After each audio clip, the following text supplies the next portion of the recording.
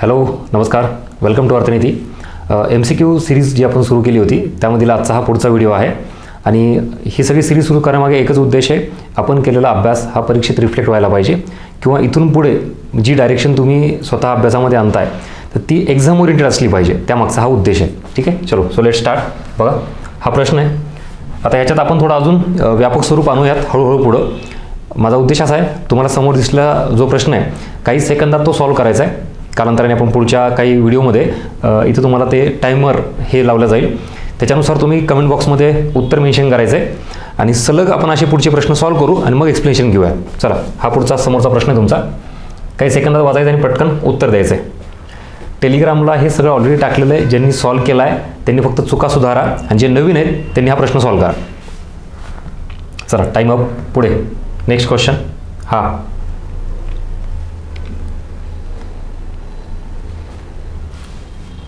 काही सेकंदात वाचायचं आहे आणि उत्तर द्यायचं आहे. मी फक्त जे म्हणतो ते फॉलो करा, तुम्हाला शेवटी उत्तर मिळेल सगळं. हा काय प्रकार चाललाय ते. जे नवीन आहेत त्यांना जरा थोडं विचित्र वाटेल, पण फॉलो करा.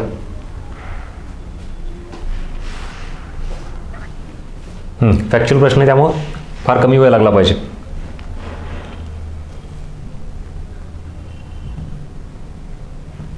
नेक्स्ट पुढचा प्रश्न.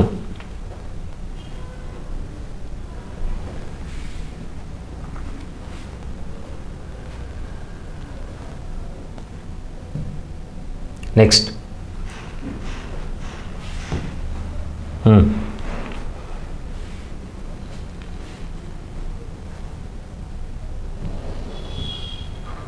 नेक्स्ट.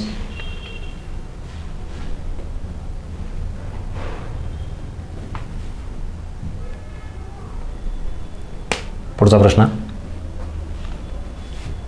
हां, या आता पहिल्या प्रश्नाला.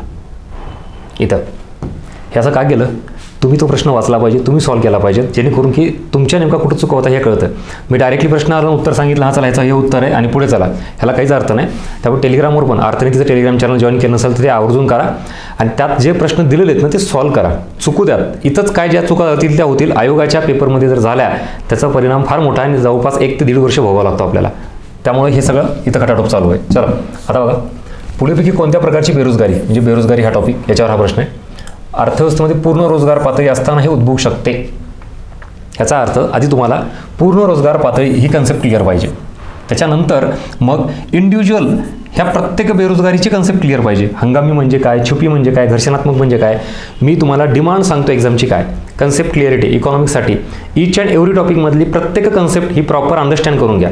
वरवरची नको आहे, आपल्याला हे माहिती सगळं. हंगामी, छुपी, घर्षणात्मक, अजून संरचनात्मक बेरोजगारी असू द्या, कुठलीही बेरोजगारी वरवर नको आहे, प्रॉपर अंडरस्टँडिंग पाहिजे. इथं पूर्ण रोजगार पातळी म्हणजे क्लिअर कट असं आहे, ही जे आपण जी लोकसंख्या विचारात घेतोय, म्हणजे ज्या लोकांना कामं पाहिजेत ती संख्या आणि उपलब्धता कामाची किती आहे, ही जर बरोबर असेल तर अनएम्प्लॉयमेंट रेट हा 0 असतो, अशी त्याची अपेक्षा असते. इथं ह्याला म्हणायचं पूर्ण रोजगार पातळी. मग इथं ह्याचं उत्तर आहे 1. घर्षणात्मक बेरोजगारी ही पूर्ण रोजगार पातळी असतानाही उद्भवू शकते, कारण घर्षणात्मक बेरोजगारीमध्ये कोण येतं, बऱ्यापैकी त्याच्यात असा वर्ग येतो की जो ऐच्छिकरित्या चालू असलेलं काम सोडून अधिक चांगल्या कामाच्या प्रतीक्षेमध्ये तो बेरोजगार असतो. ही ती बेसिक कन्सेप्ट आहे. त्यामुळे हा प्रकार आहे. बाकी मग इथं छुपी, हंगामी हे आपण कन्सेप्ट लेक्चरमध्ये घेतलेलेच आहे. क्लिअर. चला, हा अँगल तुम्हाला माहिती पाहिजे. दुसरा एक उद्देश आहे, इथं तुम्ही मला सर मग सगळ्याच कन्सेप्ट क्लिअर करून द्या वगैरे, ही काय बॅच नाही आहे. इथं आपण MCQ अप्रोच डेव्हलप करतोय. त्यामुळे प्रत्येक गोष्टीमध्ये बॅचसारखं मला इथं एक्सप्लेन करता येणार नाही, कारण त्याला फार मोठा वेळ लागतो. ही सिरीज सुरू करण्यामागे पर्पज अजून एकदा सांगतो, जे नवीन असतील त्यांनी तुमच्या वाचण्यामधल्या ज्या काही त्रुटी आहेत ना त्या बाहेर आल्या पाहिजेत. आपण ह्या कन्सेप्टकडे कशा पद्धतीनं बघतोय, इंटरलिंकिंग, 2-2, 3-3 कन्सेप्ट एकत्र आहेत, किंवा आपण ज्या वाचलेल्या गोष्टी आहेत, संकल्पना आहेत, त्या जर वेगळ्या स्वरूपात परीक्षेत आल्यात तर हा विचार आपण कधी केलेला असतो का. आणि मग तिथं वाटतं की आयोगाचे पेपर खूपच टफ येतात, अरे हा कन्सेप्ट असा विचारला होता, कधी विचारच नाही केला. मग ही तुमची काही थिंकिंग लेवल आहे ना, ही वाढावी ही अपेक्षा आहे माझी. आता कळाला उद्देश माझा काय तो. चला पुढं. भारतातील बेरोजगारीचे प्रमुख कारण खालीपैकी कोणते नाही. मग आता कीवर्ड्स काय, भारतातील परत बेरोजगारी आणि प्रमुख कारण विचारलंय. बेरोजगारी निर्माण होणार.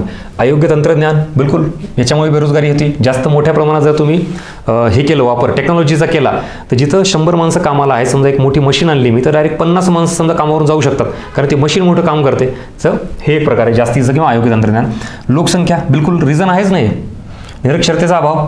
आता बऱ्याच जणांनी याचं उत्तर आहे, मी टेलिग्रामवर तुम्हाला पर्सेंटेज दाखवतो. तर ह्या सगळ्या बाबतीत इथं केलं आहे, वरील सर्व हे उत्तर दिलेलं आहे.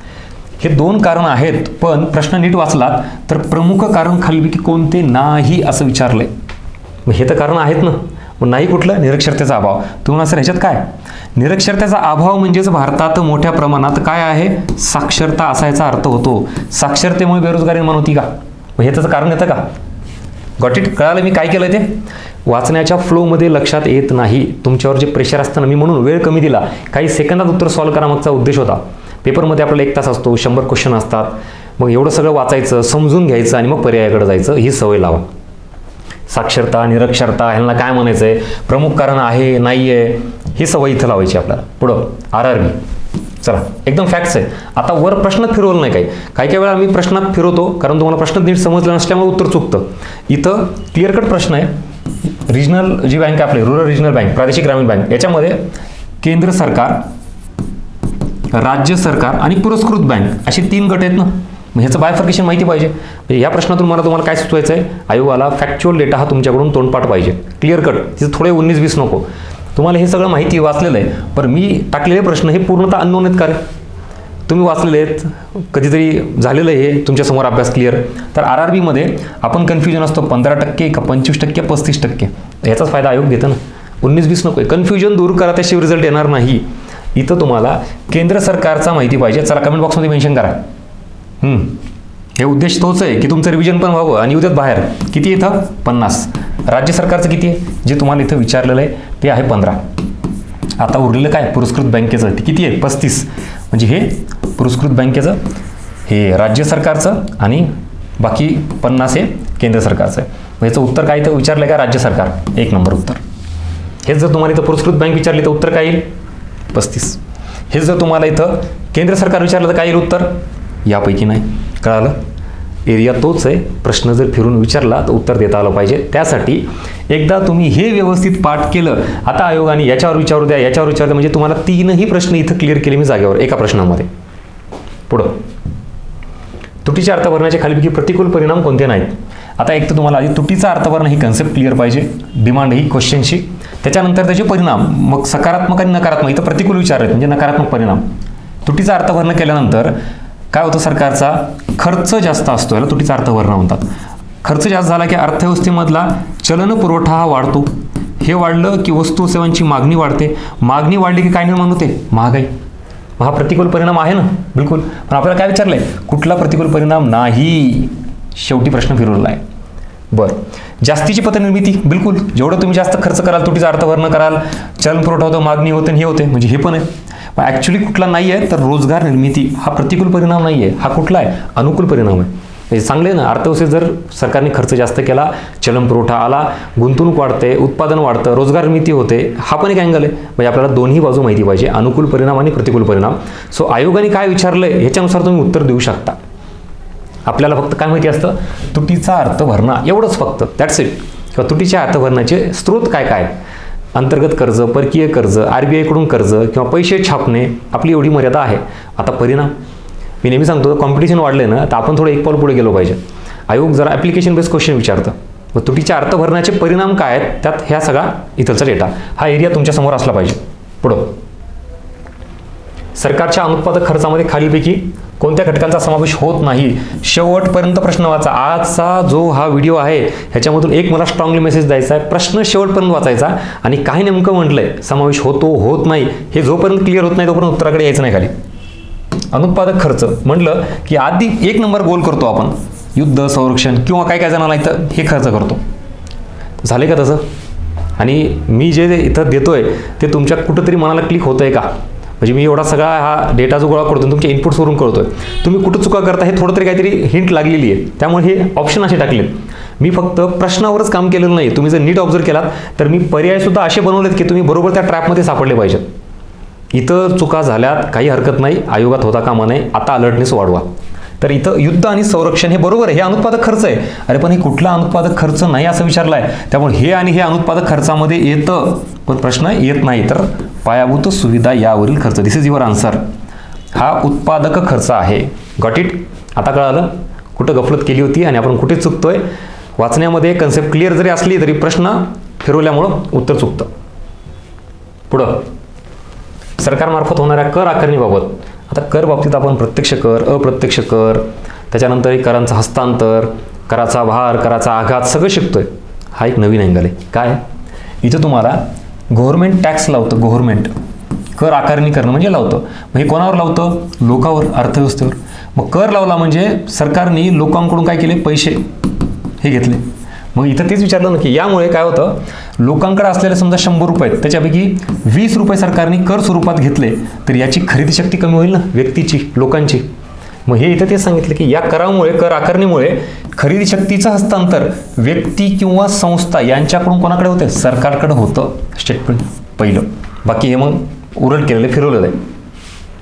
पैसा सरकारकडे जातो, त्यामुळे ऑब्व्हियसली एखादी संस्था, कंपनी किंवा व्यक्ती जर कर भरत असेल तर त्याची खरेदी शक्ती कमी होते, कारण त्याच्याकडून असलेला पैसा सरकारकडे हस्तांतरित होतो. हे वाक्य तुम्हाला कर प्रणालीबाबत प्रॉपर अंडरस्टँडिंग आहे का नाही चेक करतं. पुढं देशात काळा पैसा, ब्लॅक मनी निर्माण होणार नाही.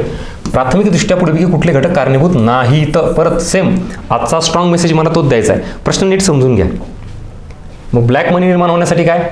कराचे जास्त दर असले, टॅक्स रेट, तर बिलकुल ब्लॅक मनी प्रोत्साहन मिळतं. कर प्रणाली सुद्धा तुमची किचकट असेल तर ब्लॅक मनीला प्रोत्साहन मिळतं. पण ह्याचा अर्थ आपल्याला इथं ते द्यायचं नाही आहे. तर कुठले घटक कारणीभूत नाहीत? हे 2 घटक कारणीभूत आहेत, पण नाही कुठला? तर हा नगदीमध्ये न होणारा व्यवहार. इथं नीट वाचत नाही. आपण नगदी कॅश म्हटलं की वरील सर्व करतो. बरेच जण ह्याच्याकडे गेलेले आहेत. कॅशमध्ये न होणारे व्यवहार हे चुकीचं आहे. हे तुम्हाला ब्लॅक मनीला प्रोत्साहन देत नाही. कॅशमध्ये न होणारे व्यवहार म्हणजे ऑनलाईन ट्रान्झॅक्शन वगैरे, त्याच्यामुळे ब्लॅक मनी कमी होतो, वाढत नाही. मिळालं उत्तर? येस. चलो, so this is all about today's question. Hope so. मला काय म्हणायचं तुमच्यापर्यंत पोहोचते. व्हिडिओ कसा वाटला, हा कंटेंट कसा वाटतं नक्की कमेंट बॉक्समध्ये मेन्शन करा आणि लाईक करा. जास्तीत जास्त विद्यार्थ्यांपर्यंत. येणारी राज्यसेवा आणि संयुक्त पूर्व परीक्षा, त्यासाठी आपला हा सगळा अट्टाहास चालू आहे. तुमची डायरेक्शन ही योग्य दिशेने, काय म्हणतो आपण त्याला, योग्य मार्गाने झाली पाहिजे. त्याच्यामध्ये कुठलाही कन्सेप्ट किंवा फॅक्ट्स तुमच्या पद्धतीने नका वाचू. आयोगाला काय अपेक्षित आहे ह्या पद्धतीने वाचा.